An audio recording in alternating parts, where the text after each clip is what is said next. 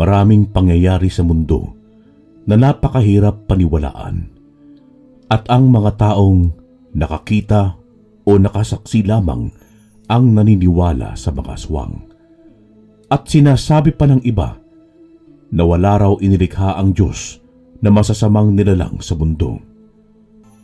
Ngunit paano nga ba ipapaliwanag kung saan nga ba nagmula ang mga aswang at ang iba pang mga nilalang na naririto sa lupa at kasama nating nabubuhay?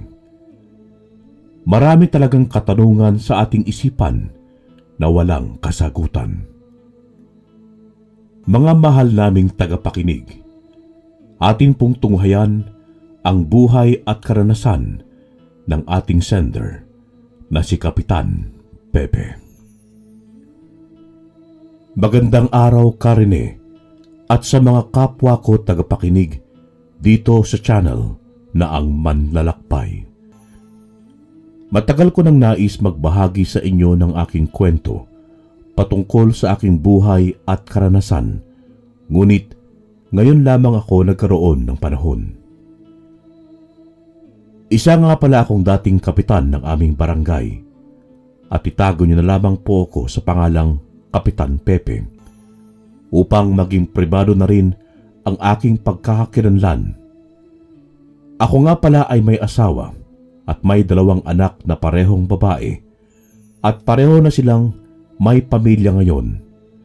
Pero sa akin naman sila nakatira, maging ang kanilang mga asawa at ang aming mga apo na siyang nagbibigay sa amin ng aliw at kaligayahan. Bilang lolo ay kaaliwan talaga natin ang ating mga apo, hindi po ba? Ang aking namayapang ama ay naging kapitan din dito sa Nueva Vizcaya. Hindi ko na lamang po babanggitin kung anong barangay. Istriktong kapitan si tatay, pero maasahan siya sa lahat ng bagay. Marami rin siyang natutulungan galing sa sarili niyang bulsa. Marami rin napatino ang tatay ko dahil kinakatakutan siya ng lahat. Dahil si tatay ay may angking lakas na nagmumula sa gintong medalyon, kaya naman walang nangangahas na kalabanin si tatay. Kaya naman napakarami talaga niyang napapatinong mga sanggano, maging ang mga adik ay napahinto niya sa pagdodroga, maging ang mga sugarol.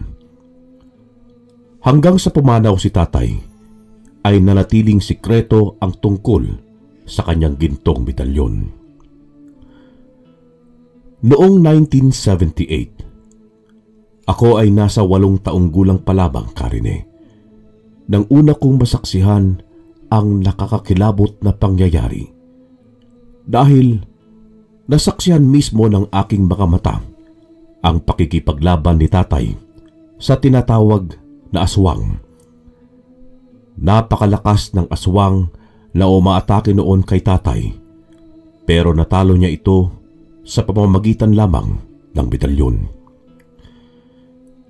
Ang sabi sa akin ni tatay, ang aswang daw na nakalaban niya ay ang mga nakatira sa liblib na lugar na napadpad sa amin sapagkat naghahanap ito ng mabibiktima at makakain.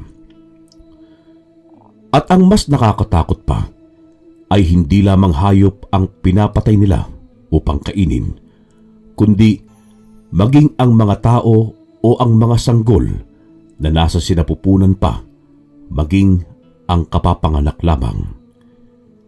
Itinuturing ni tatay na ang mga aswang ay salot sa mundo. Sa murang kaisipan ay nakakita na ako ng mga kakaibang nilalang na hindi talaga paniniwalaan ng mga tao sa ngayon. Dahil para sa kanila, ang aswang daw ay hindi totoo at kwento-kwento lamang bilang panakot. Ngunit isa ako sa mga magpapatunay na sila ay totoo at kasama nating nabubuhay dito sa mundo.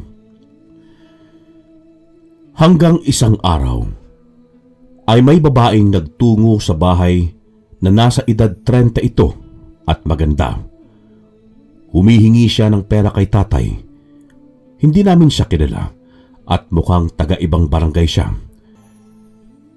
Kailangan daw maipagamot ang kanyang asawa, kaya naman nangihingi siya ng kahit maliit na halaga kay tatay. Pasensya na po, Kapitan, kung sa inyo po ako lumapit.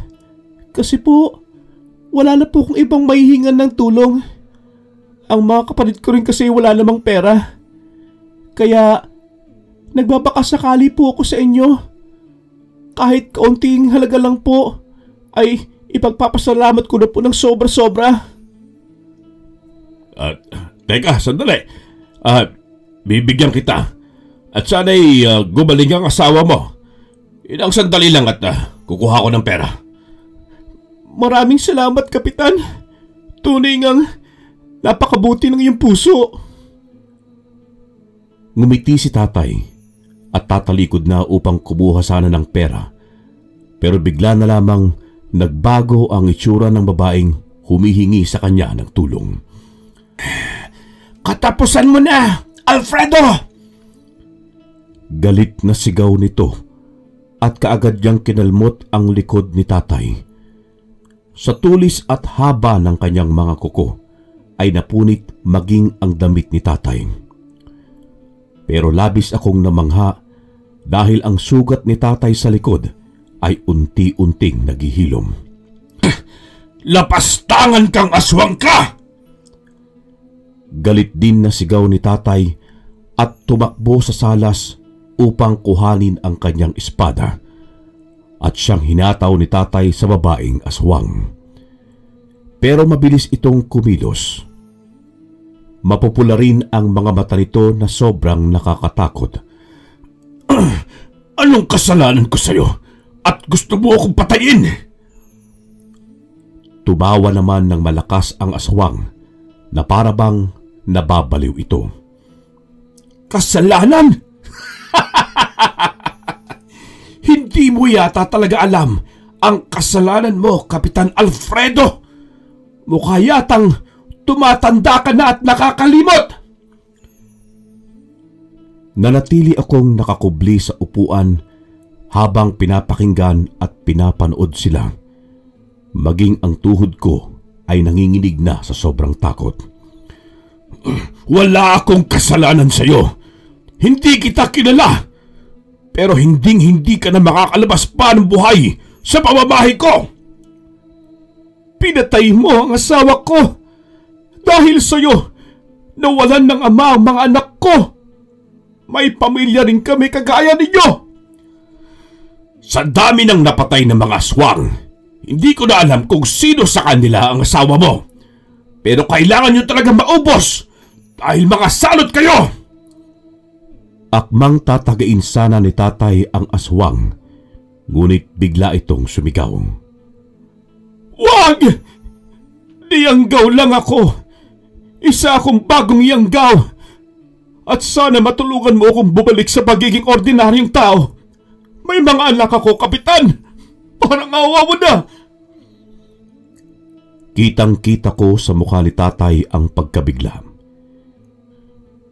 Hindi ko alam kung ano ba ang yanggaw at kung paano siya matutulungan ni tatay na maging ordinaryong tao ulit. Wala akong kakayahang ibalik ka sa dati. Pero kung nagsasabi ka ng totoo, maaari kitang dalhin kay Apo Lakay. Sinong Apo Lakay? Matatagpuan ang bahay nun sa ibaba ng bundok. Napakahusay na albularyo ng matandang yun. May kakayahan siyang gawing ordinaryong tao ang isang aswang. Ngunit nang lalapitan ito ni tatay, ay bigla na naman itong umatake. Kaya naman hindi na napigilan ni tatay ang kanyang sarili at pinaslang na niya ito. Dahil kung hindi niya yun gagawin, ay kami naman ang masasaktan niya. Dahil sa nasaksihan kong ganoong pangyayari, ay talagang tumatak na yon sa aking isipan hanggang paglaki. Ngunit ang sabi ni tatay ay wag ko raw yon ipagsasabi sa kahit na kaninong tao. Kahit na sa nanay kong may iba ng pamilya ng mga panahong yon. dahil 4 na taon lamang daw ako noon nang iwan niya kami ni tatay at sumama ito sa ibang lalaki. Wala akong pagkakakilanlan sa aking ina sapagkat maging ang mga naiwang litrato raw nito, maging ang mga gamit ay sinunog ni tatay.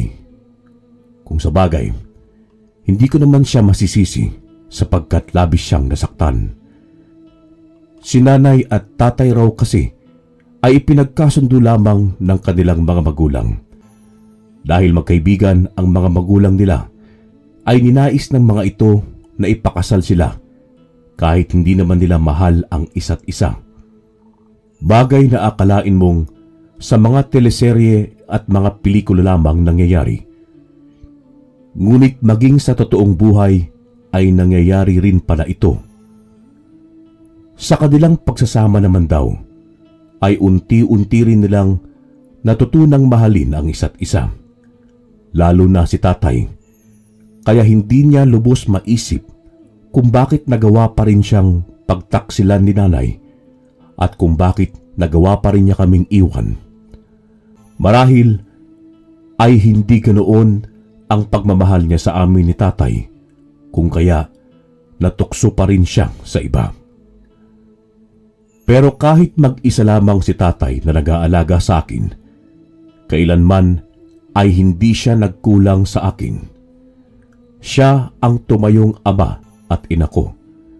Nalabis kong ipinagpapasalamat sa kanya dahil kinaya niya ang sakit at hirap para sa akin na umaasa sa kanya. At nang ako ay nagbibinata na, ang pangarap ko lamang ay maging kagaya niya. Ang maging malakas at makapangyarihan at higit sa lahat ay ang nakakatulong sa mga taong nangangailangan na walang hinihinging kapalit. Ano bang gusto mong kunin sa kolehiyo, anak? Gusto mo bang maging piloto o seaman? Kahit ano pa ang gusto mong kuhaning kurso, susuportahan kita. Baka naman gusto mong maging guro o doktor. Tanong nga sa akin ni tatay habang kumakain kami ng hapunan.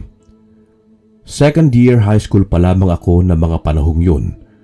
Ngunit ang pinag-uusapan na namin ay ang tungkol sa mga kurso sa kolehiyo. Ang gusto ko lamang po ay maging kagaya mo. Gusto ko pong maging malakas kagaya mo, tay. Tugon ko kay tatay na ikinakunot naman kaagad ng kanyang noo. Ay, mangyayari rin yan sa tamang panahon, Felipe. Pero sa ngayon, kailangan mo munang mag-aral at matupad ang pangarap mo. Mas masarap sa pakiramdam ang makapagtapos ng pag-aaral dahil yung karunungan mo ay walang sino man ang pupwedeng makakapagnakaw. At isa pa'y, yan lamang ang may papamana ko sa iyo, anak. Kaya kung mangangarap ka, lubos-lubosin mo na. Mangangarap ako ng mataas at lubos-lubos? Paano kung hindi ko po yun matupad? Di ako lang din po masasaktan. Kaya mas gusto ko pong maging kapitan na lang kagaya mo, itay. Kagaya ng sabi ko, gusto kong maging malakas, matapang, at makatulong sa ating barangay. At balang araw, akong magpapatuloy sa mga nasimulan mo. Pinapangako ko sa iyo, tay. Magiging mabuti akong kapitan. Tugon ko nga kay tatay, Karine. Sigurado ka ba, anak? Kung ako lang kasi ang masusunod, ayoko maging kagaya kita. Mas ayos siguro kung maging pulis ka o di kaya ay maging sundalo. Ayoko po talaga, tay. Nagtatalo nga kami ni tatay ng gabing yun tungkol sa mga dapat kong kuhaning kurso sa kolehiyo dahil ayaw niyang maging kapitan ako kagaya niya. Pagkatapos nga namin kumain, ay sinabi niya sa akin na magtungo ako sa kanyang silid. Bagay na kaagad ko namang ginawa. Hinubad nga niya ang kanyang kwintas at bahagya itong iniangat. Kitang-kita ko pa ang pagkislap nito. Naaalala ko noong bata ako ay yon ang ginabit niya upang mapaslang niya ang aswang na umatake sa kanya.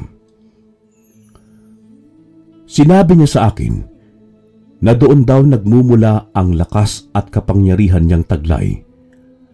Ang bagay daw na yun ay namana pa niya sa kanyang ama na dating minero. At ang bagay rin daw na yun ay kailangang gamitin lamang sa kabutihan at hindi sa kayabangan at kasamaan. Ipapamana ko ito sa iyo kapag hindi na ako kapitan ng ating barangay. Total, ay huling termino ko naman na ngayong taon, Pepe. At kapag nasa iyo na ito, ay baka ingatan mo sana at wag na wag mong ipagsasabi na mayroon kang gintong medalyon. Tumango-tango na lamang ako kay tatay at sinabi ko sa kanyang makakaasa siyang isisekreto ko ang bagay na yon, kagaya ng pagsekreto ko sa pagpaslang niya sa mga aswang na kanyang mga naengkwentro.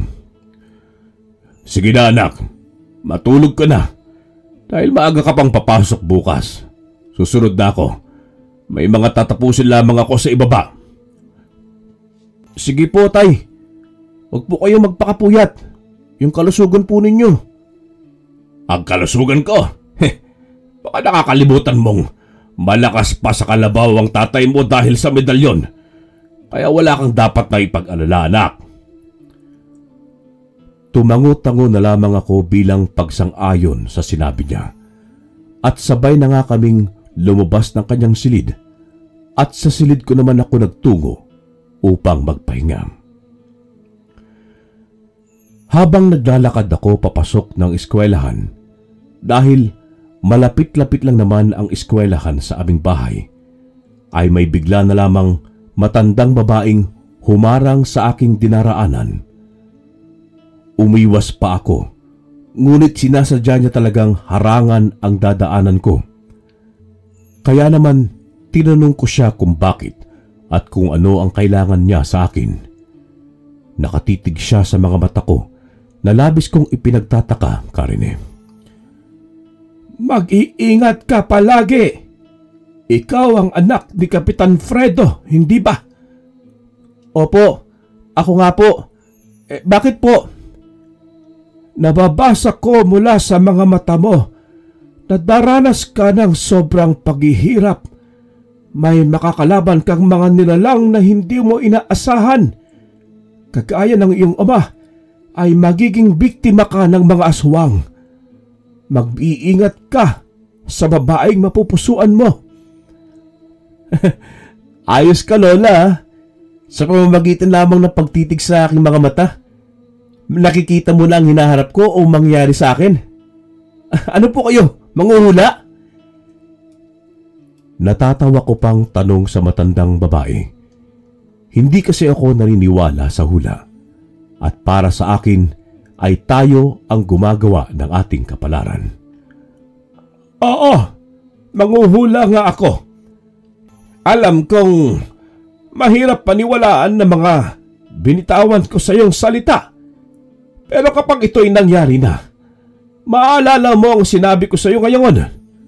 Matinding pag-iingat ang ibinibilin ko sa iyo at mas lalong mag-ingat ka sa babaeng pipiliin mong mahalin. Nangiwi na lamang ako at nginitian ko siya na mapakla. Lola, papasok na po ako ng eskwelahan. Paraanin mo po ako. Lumihis naman siya upang makaraan nga ako. Pero muli na naman siyang nagsalita nang makatalikod ako sa kanya. Mag-iingat ka, Pepe! Huwag mong sabihin, hindi kita binalaan! Ipinagsawalang bahala ko na lamang yon at inisip na isa lamang siyang baliw na nag-iimbento ng kwento. Hindi ko na nga siya nilingon pa. Diretso lamang ang aking lakad hanggang makarating nga ako sa aming paaralan. Sakto naman na nakasabay ko ang aking crush. Elementary pa lamang kasi kami ay talagang gustong-gusto ko na ito. Ngunit kahit anong pagpapakit ko sa kanya ay hindi umuubra. Lagi siyang nakasimangot sa tuwing makikita niya ako. Pero kahit paulit-ulit niyang sinasabi na wala siyang gusto sa akin, ay hindi nagbago ang nararamdaman ko para sa kanya. Hi! Aking sinta! Ako na magbibitbit ng iyong bago dahil ayokong nakikita ka nahihirapan. Nakangiting sambit ko sa kanya. Ngunit nilakihan lamang niya ako ng mga mata at nag-apurang maglakad upang hindi kami magkasabay. Sandali lamang o sinisinta ko. Huwag naman sanang pagkaitan ng pagmamahal ang tulad ko, sapagkat ang damdamin ko'y tunay ng nabihag mo. Ang kagaya mong parang isang anghel na bumaba mula sa langit. Pag-ibig mo sana'y huwag ipagkait sa katulad kong pangit. Sa tuwing ako'y iyong binabaliwala, para bang pinupunit ang puso kong pangalan mo lamang ang sinisigaw. Bakit ba napakahirap mong abutin? Para kang isang bituin sa langit na handa kong sungkitin. Mapasa akin lamang ang iyong pagtingin. Hinandugan ko na naman nga siya ng tula, ngunit lalo lamang siyang naiinis sa mga balat ko. Hay nako! Kahit ilang tula pa ang ialin mo sa akin, Felipe, hindi magbabago yung sinabi ko sa iyo nung una. Hindi kita gusto, no? Lalo na ngayon, nililigawan na ako ni Romualdo. Parang umiikot-ikot ang mundo ko dahil sa nalaman ko mula sa kanya. Mas masakit palang malaman na yung babaeng matagal ko nang pinapantasya ay nililigawan na ng iba. Huminto nga ako sa pagsunod sa kanya hanggang sa makita ko ang bagong guro sa aming paaralan. Alam kong bago lang siya sapagkat noon ko lamang siya nakita. At hindi ko akalain na siya pala ang bago naming guro. Maganda ang gurong yun, sexy at makinis ang balat at halatang dalaga pa. Mukhang nakahanap na ako ng bagong magugustuhan. Nagpakilala nga siya sa harapan at maging kami ay pinatayo niya isa-isa upang magpakilala rin sa kanya. Ang ganda ng pangalan niyang Rosa Cruz.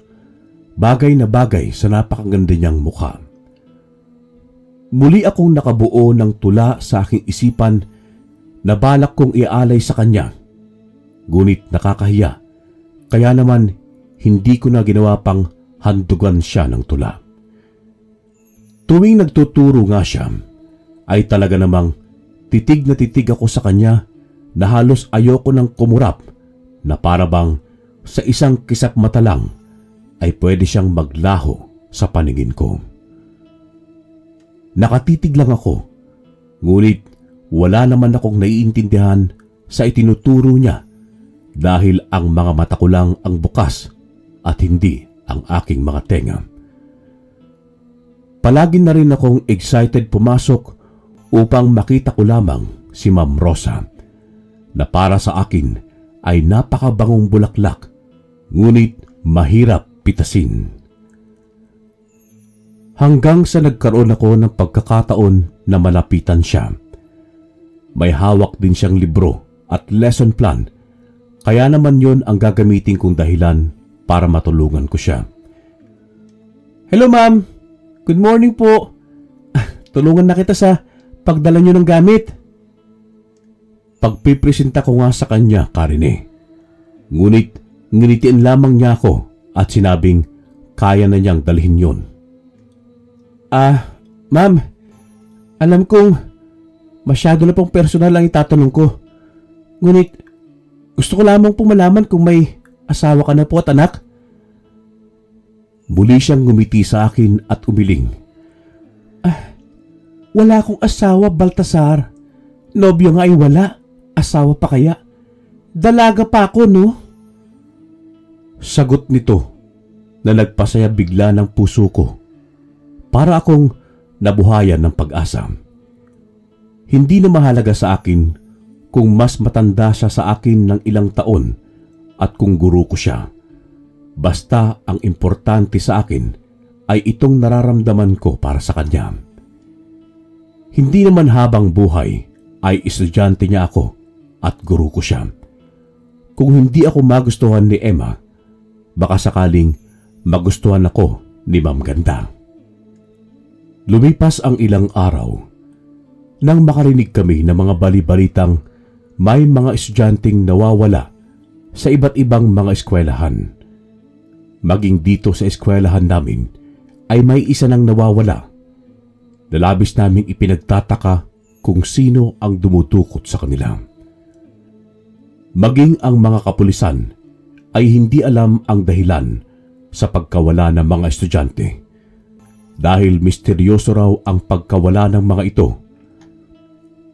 Dahil nabalitaan niyo ni tatay, ay inaya niya akong mag-ensayo kami sa gitna ng kakahuyan. Kailangan ko raw matutong makipaglaban na. Kahit wala akong agimat o anting-anting, ay makakaya kong ipaglaban ang sarili ko mula sa mga taong masasama o kahit sa mga aswang. Sobrang lakas ni tatay, kaya naman lagi na lamang akong tumitilapon sa malayo. Halos mangiyak-ngiyak ako dahil sa sakit ng katawan. Tay! Tama na po muna. Pahinga na po muna tayo. Hindi ko na kaya eh. Ano? Ganyan ba sasabihin mo sa mga makakalaban mo? Pwede mo bang sabihin sa kanila na, tama na, huwag na muna. Magpahinga muna tayo. Ala, sige. Tumayo ka riyan at labanan mo ako. Paano ko naman po lalabanan? Ang napakalakas na kagaya mo. Malalabog lang po ang buong katawan ko, tay eh. Ipamana mo na lang sa akin yung medalyon na yan para kahit na hindi na ako mag-ensayo. Saad ko kay tatay, ngunit umiling lamang siya. Hindi ko pa ito maaaring ipamana sa iyo, anak, dahil buhay pa ako. Sa sandaling ibibigay ko sa ito ay maaari na akong mamatay. Tugon ni tatay, kaya naman natulala ako bigla. Hindi ko na pala gustong malahin yon. Kung ang magiging kapalit nun ay ang buhay ni tatay, mag-iensayo na lang ako upang matuto ako sa pakikipaglaban. Mas mahalaga pa rin si tatay kaysa sa akin, kaysa sa gintong medalyong yun. Nag-ipon nga ako ng lakas ng katawan at siya ang ginawa kong inspirasyon upang labanan ang sakit at pagod na nararamdaman ko. Tinuruan niya rin akong humawak ng baril hanggang sa maging asintado ako. Unti-unti na akong humuhusay sa pakikipaglaban kahit wala akong taglay na kapangyarihan na nagmumula sa anting-anting ni tatay. Tuwing hapon ay nag-iinsayo kami ni tatay, lalo na kapag Sabado at Linggo. Tunay palang kay sarap kapag may alam ka sa pakikipaglaban, dahil bukod sa kaya mong ipagtanggol ang sarili mo, ay kaya mo ring iligtas ang buhay ng ibang taong. Kakapasok pa lamang ni Ma'am Rosa sa silid-aralan nang bigla itong magsalita, kaya naman natuon ang atensyon naming lahat sa kanya. Magandang umaga, class. Sino rito ang maaari kong maimbita sa aming baryo sa susunod na araw? Piyesta kasi ng aming barangay. May mga magaganap na salo-salo. Ang mga gustong maging panauhin, itaas lamang ang kamay. Tuwang-tuwa naman kami ng mga kaklase ko. Dahil makakapunta rin ako sa bahay ng aking guro na palihim kong hinahangaan. Nagsitaasan nga kami ng kamay, kaya naman lumuwang ang ngiti ng mga labi ni Ma'am Rosa. Ayos pala eh. Sige na nga, imbitado kayong lahat. Nagpalakpakan at nagsigawan nga ang mga kaklase ko dahil sa tuwa at sabik na makapunta sa fiesta kila Ma'am Rosa. Pagkatapos nga ay nagturo na siya at nakinig kaming lahat. Napakabait niya, kaya naman lahat kami ay gustong-gusto siya. Ang pinalitan kasi niyang dating guro na si Ma'am Hilda ay sobrang napakasungit at nangihila ng patilya kapag nagagalit ito sa amin. Minsan na rin akong nasampulan ng bagsik ng gurong yon. Kaya lang ay nagkasakit ito, kaya kailangan niyang magpagaling at magpahinga. Lahat kami ay pinag-uusapan ang pagpunta kila Ma'am Rosa. Lahat kami ay sabik ng makapunta sa nasabing pista. Sa eskwelahan nga ang nasabing pagtatagpuan naming lahat papunta kila Ma'am. Kumpleto na kaming lahat at tanging si Ma'am Rosa na lamang ang aming hinihintay. Maya-maya nga lang ay dumarating na si Ma'am at sinabing aalis na kami. Isang elf ang nakaparada sa labas ng eskwelahan at doon daw kami sasakay lahat. Ang buong akala ko ay kaming magkakaklase lamang ang papunta sa kanila. Ngunit marami rin palang estudyante na kasama. Mukhang mayaman si Ma'am Rosa dahil kaya niya kaming pakainin lahat. Siguro ay nasa 30 rin kaming lahat na dadalo sa fiesta ng kanilang barangay. Medyo malayo rin pala ang bahay nila Ma'am Rosa. Labis naman kami nagtataka dahil pagkababa namin ng sasakyan, napakasama ng mga tao ron kung makatingin, nanlilisik ang mga mata nila. Sa takot ni Gwen ay napahawak pa ito sa damit ko. Natatawa naman si Ma'am Rosa mula sa aming unahan at hinarap kami. "Huwag kayong matakot sa kanila. Ganyan lang talaga sila tumingin dahil hindi sanay sa mga tao mga yan. Lahat kami rito ay magkakamag-anak. Hali kayo, tuloy lang kayo. Banda ron sa dulong bahay namin." Pag-aaya ni Ma'am at sumusunod naman kaming lahat sa kanya, may mga ilan pang nagluluto pa ng kanilang handa. "Wow! Napakaraming pagkain! Siguradong mabubusog tayong lahat oh! Parang gusto kong mag-uwi mamaya para may makakain pa ako sa bahay pag-uwi." Saad ng kaklase kong mataba na mahilig talaga sa pagkain. Kaya ang tawag namin sa kanya ay birador ng pagkain. "Halina kayong lahat. Ipaghanda lang namin kayo na makakain," sabi ni Ma'am Rosa sa amin. Kaya naman sumunod na kami at nagtungo sa napakaluwang nilang kubo. Napaka-presko ng hangin at nakakaantok. Naghahain na nga ng pagkain sila Ma'am Rosa at may katulong siyang 2 matandang babae sa paghahain ng mga pagkain. Samantalang naiihi na nga ako, kaya tinanong ko si Mang Rosa kung nasaan ang palikuran nila. Nang maituro nga niya, ay kaagad akong nagtungo roon at umiihi. Pero habang umiihi ako, ay may naririnig akong umiiyak na tila ba hirap na hirap ito. Nagmadali na akong umihi upang makalabas na ako at para makita ko kung sino ang umiiyak. Naririnig ko pa rin ang pag-iyak niya, ngunit hindi ko malaman kung saan nagmumula, hanggang sa mapatingin ako sa isang kubong natatakpan ng mga puno.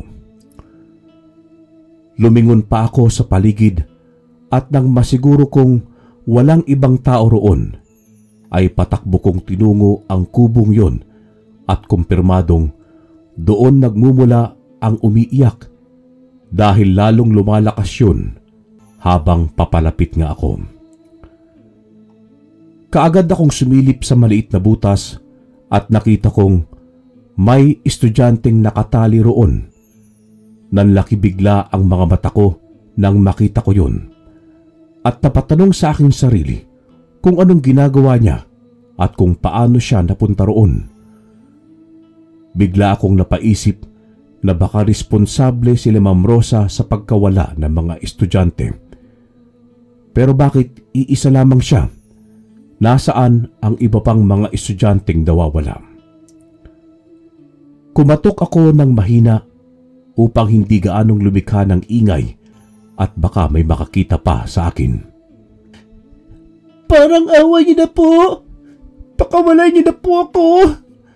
Nasaan na po ang mga kasama ko? Ako na po ba isusunod yung papatayin?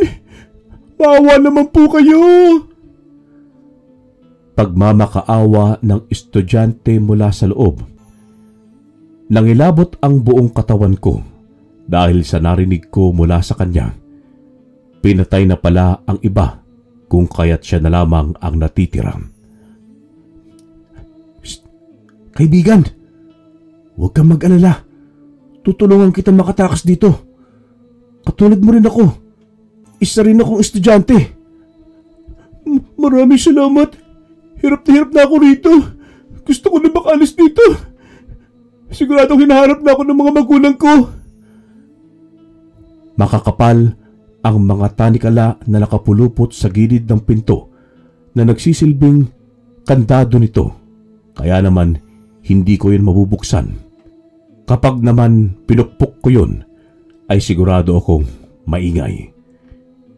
Kaya naman umikot ako sa likod ng bahay kubo at nakita kong may maliit na butas, pero hindi pa rin ako kakasya roon. Hindi ako makakapasok, kaibigan. Ngunit hihingi ako ng tulong para makaligtas ka rito. Lahat tayo ngayon ay bihag na nila. Babalik lamang ako sa mga klase ko para masabi ko sa kanila ang nangyayari. Mag-iingat ka, kaibigan. Mga aswang sila. Aswang si Ma'am Rosa. Nanginig ang kalamnan ko sa nalaman ko sa kanya. Hindi ako makapaniwala na ang hinahangaan kong guro ay isa palang aswang. Si Ma'am Rosa ang nagdala sa amin dito. 5 kami dati. Pero bago magpiesta, kinuha na nila ang mga kasama ko. Mag-iingat kayo sa kanya. Kung nakapunta kayo dito, malamang ay bihag na nila kayo. Ganun na nga, kaibigan. Makakaasa kang makakaligtas tayo dito. Sandali lang ha. May kilala akong makakatulong sa atin. Hindi ko na hinintay pa ang isasagot niya. Tumakbo na ako pabalik sa kasama ko na ngayon ay kakain na. Pero hindi ako nagpahalata na may nalalaman na ako tungkol sa kanila, na mga aswang silang lahat. Kaya pala ganoon na lamang sila kung makatingin. Bakit ang tagal mo, Felipe? Halika na. Kumain ka na. Ay, patawad po, Ma'am Rosa. Ano kasi, sumakit din kasi ang tiyan ko, kaya natagalan ako. Pagsisinungaling ko, hindi ko magawang sabihin sa mga kasamahan ko na wag silang kumain dahil nakabantay si Ma'am Rosa. Nakita kong isusubo na ni Emma ang pagkain, kaya kunwari ay nahilo ako upang maitulak ko siya upang hindi niya maituloy na makain yun. Ay! Ano ba? Singhal pa sa akin ni Emma. Pasensya ka na, Emma. Nahihilo kasi ako eh. Ay nako, ayun na nga sinasabi ko eh. Kailangan mo nang kumain. Nahihilo ko na sa gutom, Felipe. Ma'am, bakit po ang tabang ng pagkain nyo? Tanong ni Ronaldo, kaya naman napatingin kaming lahat sa kanya. Hindi naman malaman ni Ma'am Rosa kung ano nga ba ang isasagot sa kaklase ko. Malamang ay walang lasa ang mga pagkain nila dahil mga aswang sila. Ay nako, mukhang nakalimutan nilang lagyan na pampalasa. Tugon nga ni Ma'am, at batid kong nagsisinungaling lang siya. Nagpanggap ulit ako na masakit ang tiyan ko. Nauubos na kasi ang oras ko para mailigtas silang lahat sa kamay ng aming guro at sa mga kalahi niya. Tumakbo ako at nagpanggap na lalabas na ang aking dumi. Nang makarating ako sa palikuran, ay agad akong nagtungo sa kubo at sinabi ko pa sa bihag na naroroon na at hihingi na ako ng tulong.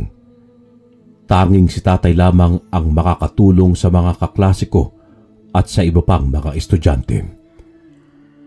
Tumakbo ako ng tumakbo sa kakahuyan kahit hindi ko alam kung saan na ako patungo. Mas lalo kasing hindi ako makakatakas kapag sa harapan ako dumaan. Hindi alintana sa akin ang pagod at uhaw, kahit pa nga nadadapa na ako dahil sa mga ugat ng puno na hindi ko napapansin ay pinipilit ko pa ring bumangon. May mga sugat na rin ako sa binti dahil sa mga damong humahampas sa binti ko. Pero hindi ko yun iniinda. Mas importante sa akin ang buhay ng mga estudyante. Napahinto ako habang humihingal. Hindi pa rin kasi ako nakakakita ng kalsada. Mukhang nasa kalagitnaan pa ako ng kagubatan. Lumilinga-linga rin ako sa paligid na baka may makita akong mahihingan ng tulong para makalabas sa kakahuyan. Napangiti naman ako nang makakita ako ng matandang lalaking namumulot ng kahoy. Pero nang una ay nag-alinlangan pa akong lapitan siya, Karine, dahil iniisip ko na baka isa rin siyang aswang. Pero bigla na lamang niyang nilingon ang aking direksyon, kaya naman kinabahan ako ng sobra. "Oy! Balong! Anong ginagawa mo rito? Mukhang naliligaw ka yata." Tanong niya sa akin, kaya naman dahan-dahan akong tumatango at dahan-dahan ko ring inaatras ang mga paa ko. "Nako, delikado pa naman dito sa kakahuyang ito, Balong. Halika na, pauwi na rin ako. Maaari kang sumabay sa akin kung gusto mo. Bakit ka ba napadpad dito?" Sigaw nga niya upang maintindihan ko siya. Hindi na ako nag-aalangan pang lapitan siya. Mukhang hindi naman siya aswang at tao rin siya kagaya ko. May piyesta po kasi kaming pinuntahan ng mga klase ko. Kaso po, mga aswang po pala sila. Kaya po ako nandito kasi tatakas po ako para makahingi ng tulong." "Ano ka mo? Mga aswang? Sigurado ka ba, Balong, sa sinasabi mo? Wala nang aswang dito. Dati meron, pero ngayon ay wala na."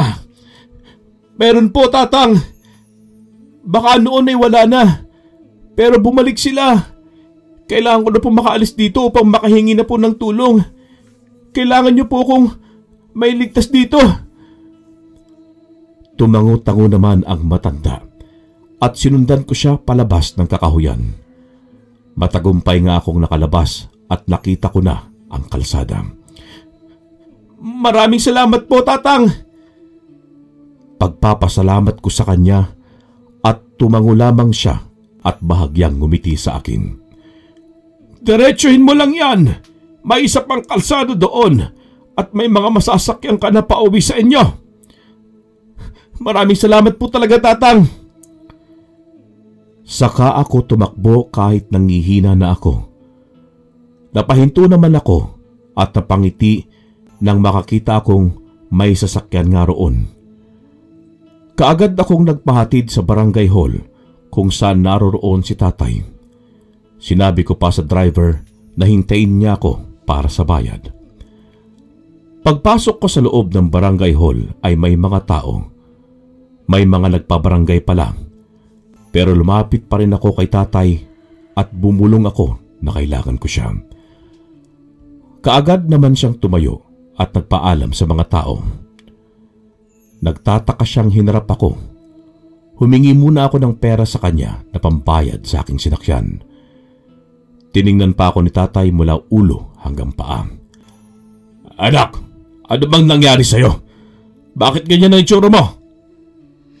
Puro kasugat at napakarami mo. Akala ko ba sa pestahan kayo pupunta?" "Tay, kailangan kita. Tara na po. Kailangan nating mailigtas sa mga kaklase ko at ang iba pang mga estudyante sa kuta ng mga aswang." Nagulat naman si Tatay sa sinabi ko at tinanong niya ako kung nagsasabi ba ako ng totoo at kung paano ko nalaman na aswang ang mga yun.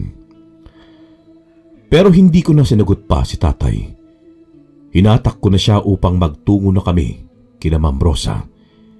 Hindi ko alam kung ano na ang mga nangyayari sa mga kasamahan ko at sana'y mailigtas pa namin sila ni tatay. Sumakay nga kami ng kotse ni tatay at itinuturo ko ang daan papunta sa kuta ng mga aswang. Pinatulinan ko nga kay tatay ang pagmamaneho upang mas mabilis kaming makarating doon. Pagdating nga namin ni tatay, ay may dala si tatay ng mga armas na gagamitin sa pagpaslang sa mga aswang. Nakita namin ang isang aswang at kaagad na pinana yun ni tatay at tinamaan yon sa dibdib. Nang makita kami ng ibang aswang, ay bigla nila kaming sinugod, pero hindi sila umubra sa lakas ni tatay at sa mga armas niya. Nagulat na lamang kami nang makita namin ang pagbabago ng itsura nilang lahat. Ganon na rin si Ma'am Rosa. Wala na rin ang mga kaklase ko. Hindi ko alam kung sa kubo rin ba sila dinala. Hindi ko magawang hanapin sila dahil abala kami ni tatay sa pakikipaglaban sa mga aswang. Malalakas sila hanggang sa makalmot nga ako ng aswang sa kabilang braso at dahil sa sakit nito ay hindi na ako makakilos ng maayos at bigla na lamang akong bumagsak sa lupa. Nang muli niya akong sugurin ay bigla siyang pinana ni tatay at inutusan niyang tumayo ako. Kahit hirap na hirap ako, ay pinilit ko talaga ang sarili kong bumangon at nang may pagkakataon na ako, ay tumakbo ako patungo sa kubo. Hinarangan ako ni Ma'am Rosa na dati ay ubod ng ganda, ngunit ngayon ay nakakasindak na ang kanyang itsura. Gulo-gulo ang buhok niya, may mahabang kuko at ang ngipin niya na parabang nilulumot na. Dahil hindi pa nahuubos ang asin sa aking bulsa, ay sa kanya ko na inihagis yun. Naghuhumiyaw sa sakit at hapdi si Ma'am Rosa dahil sa asin na inihagis ko sa kanya. Habang iniinda niya ang sakit, ay sinamantala kong tunguhin ang kubo. Naroon nga sila Emma sa kubo habang nakatali ang mga kamay at paa, maging ang mga bibig nila ay may busal. Kaagad ko silang kinalagan ng tali at maya-maya nga lang ay dumarating na rin si tatay at tinulungan niya ako sa pagkalag ng mga tali nila. Masayang ibinalita sa akin ni tatay na naubos na ang mga aswang, kaya naman ligtas na ang lahat. Sa sobrang tuwa sa akin ni Emma, ay napayakap pa siya sa akin ng mahigpit at paulit-ulit na nagpapasalamat sa akin, bagay na labis ko ring ikinatuwa. Masaya rin ako na ligtas silang lahat, lalo na si Emma. Umugong nga sa aming barangay ang tungkol sa mga aswang, maging sa pagligtas namin sa mga estudyante. Kaya naman taos-puso silang nagpapasalamat sa amin at pinupuri nila kami. Tunay na kay sarap pala talagang makatulong ka sa kapwa mo, lalo na kung buhay na ang pinag-uusapan. Dahil sa takot ng mga kaklase ko at ibang mga estudyante, ay pinili ng iba na wag na munang pumasok. Pero kami nila Emma ay nagpatuloy pa rin kami. Nag-iingat na lamang kami at hindi na kami sumasama sa mga taong hindi namin lubos na kilala. Dahil sa pagligtas nga namin kila Emma, ay naging magkaibigan kaming dalawa. Hindi na siya masungit sa akin kagaya ng dati. Lagi na niya akong nginingitian at madalas na kaming magkasama. Hanggang sa mag-4th year high school kami, ay nanatili kaming magkaklase. Habang tumatagal nga ang pagkakaibigan naming dalawa, ay mas lalo ngang lumalalim ang nararamdaman ko para sa kanya. Muli akong nagtapat sa kanya tungkol sa aking nararamdaman para sa kanya. At laking tuwa ko nang malaman kong gusto na rin pala niya ako. Sa sobrang saya ko, Karine, ay niyakap ko siya ng mahigpit at hinalikan sa kamay at noong. Sandaling panahon ko na lamang siyang niligawan at bago kami gumraduate ng high school ay sinagot na niya ako, kaya naman naging nobya ko na siya. Nagkahiwalay kami nung magkoleyo na kami dahil magkaibang kurso ang kinuha naming dalawa. Sa Maynila nga ako nag-aral. Medisina ang kinuha kong kurso at siya naman ay naiwan sa amin at criminology ang kursong kinuha niya. Kahit magkalayo kami, ay hindi naman yon naging hadlang sa relasyon naming dalawa.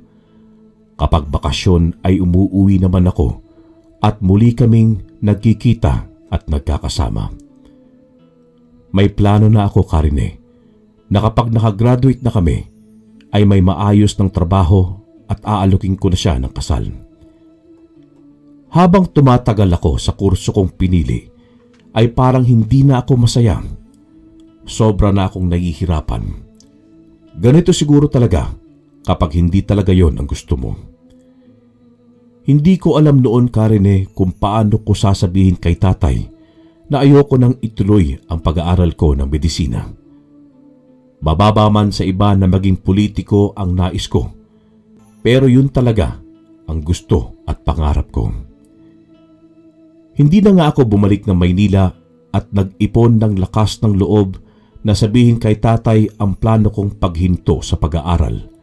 Kahit na third year college na ako at 1 taon na lang ay gagraduate na ako. Pero ayaw pumayag ni tatay at sinabi nga niyang ituloy ko ang nasimulan kong kurso at pwede naman akong maging kapitan kahit medisina ang natapos ko.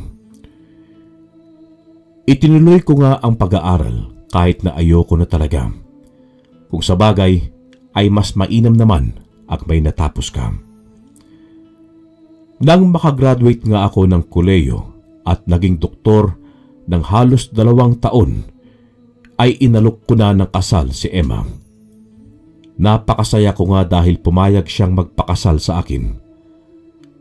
Kaagad din naman niyang inayos ang mga kakailanganin sa kasal at nagpakasal na nga kami.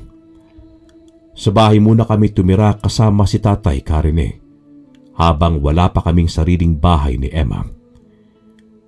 Ipinagpatuloy ko ang pagiging doktor ko at siya naman ay isang pulis.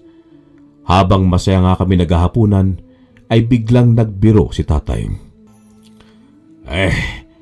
Ayos pala ang trabaho ninyong dalawa. Natatawa ngang sabi ni tatay, kaya naman nakangiti kaming nakatingin sa kanya pero nagtataka. Bakit naman po, tay? Tanong ko nga kay tatay. Hindi ba't doktor ka? Tapos pulis si Emma. Kapag nabaril siya, ikaw ang gagamot sa kanya. Sabay tawa ni tatay ng malakas. Kaya maging kami ni Emma ay natawa na rin. Tama nga naman si tatay sa sinabi niyang yun hanggang sa matapos nga kaming maghapunan. Nasa kwarto na kami ni Emma nang mauhaw ako.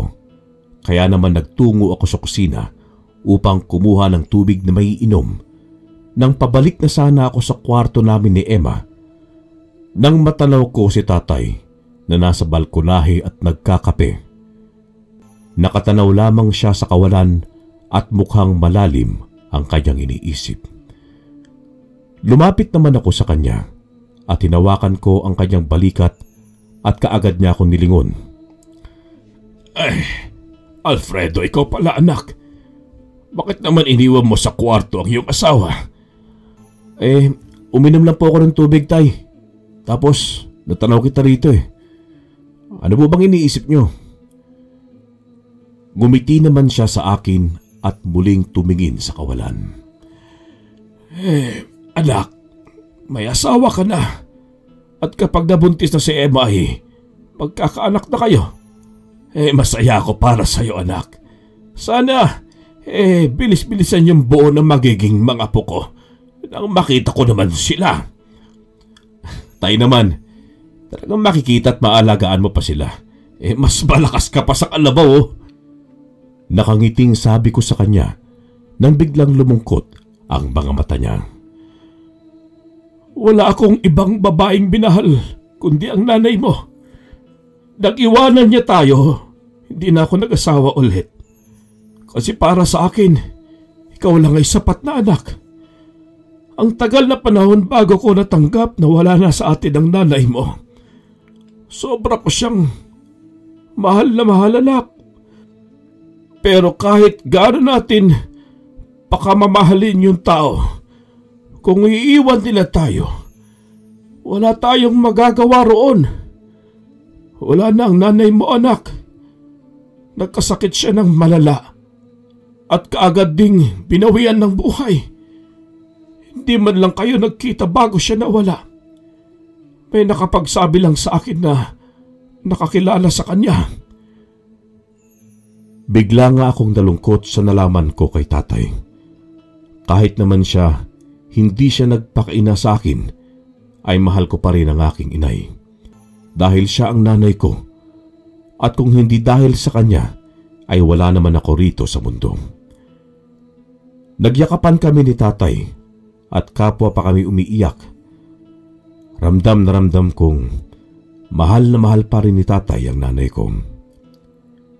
Hindi nagtagal ay muli kaming nagkausap na dalawa at hindi ko inaasahan na ipapamana na pala niya sa akin ang kanyang anting-anting. Tinanong ko pa siya kung sigurado ba siya at ang sabi nga niya ay sigurado siya. Gusto na din daw niyang magpahinga lalo na't hindi na siya ang kapitan. Sinabi nga niya sa akin ang mga dapat gawin sa anting-anting. Tinandaan ko naman lahat ng yun. Habang suot ko nga ang gintong medalyon, ay nakaramdam ako ng kakaibang lakas. Ang ginhawa rin na pakiramdam ko, ni hindi nangihina ang aking katawan. Napakasaya ko nga dahil isa na akong antingero. Paulit-ulit akong nagpasalamat kay tatay. Ngunit ang kasiyahan na yon ay napalitan ng kalungkutan at pagdadalamhati. Naabutan ko na lamang kasi si tatay na wala ng buhay sa loob ng kanyang kwarto, Karine.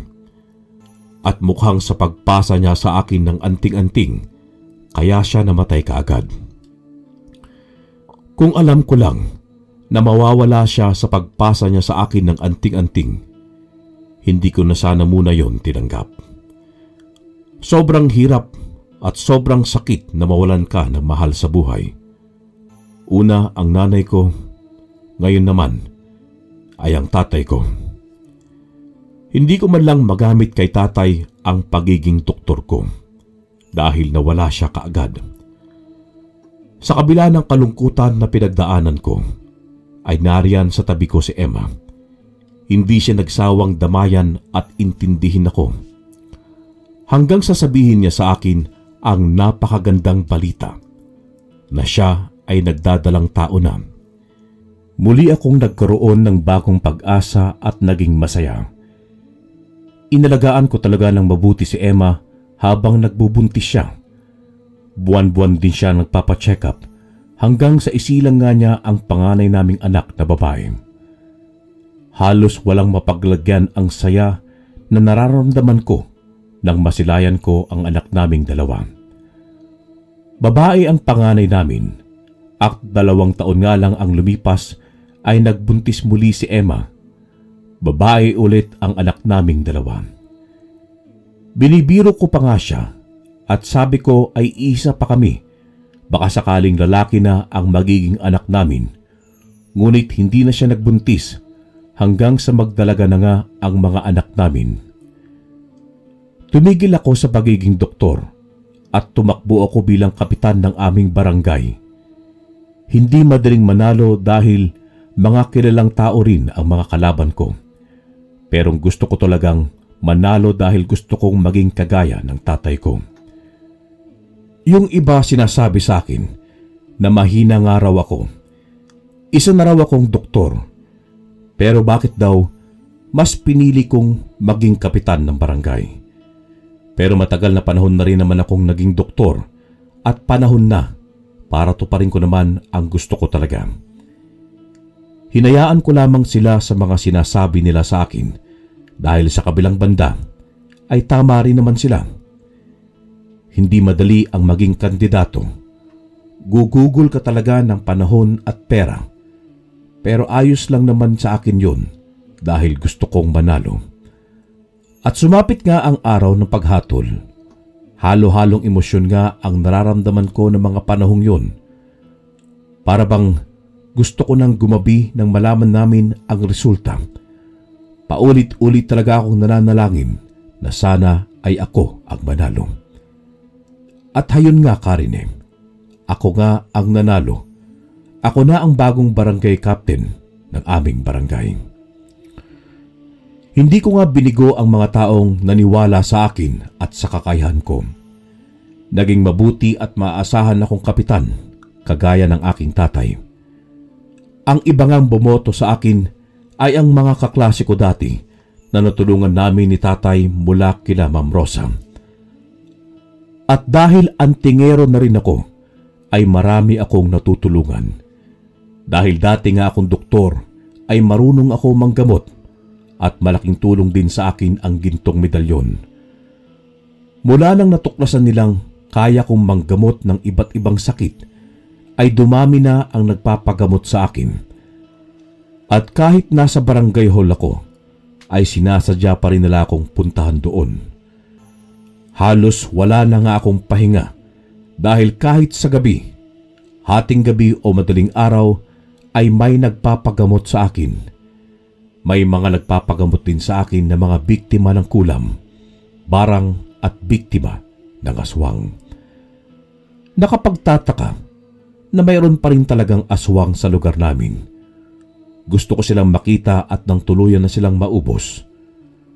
Hanggang sa may nagpagamot nga sa akin na puro kalmot ang katawan.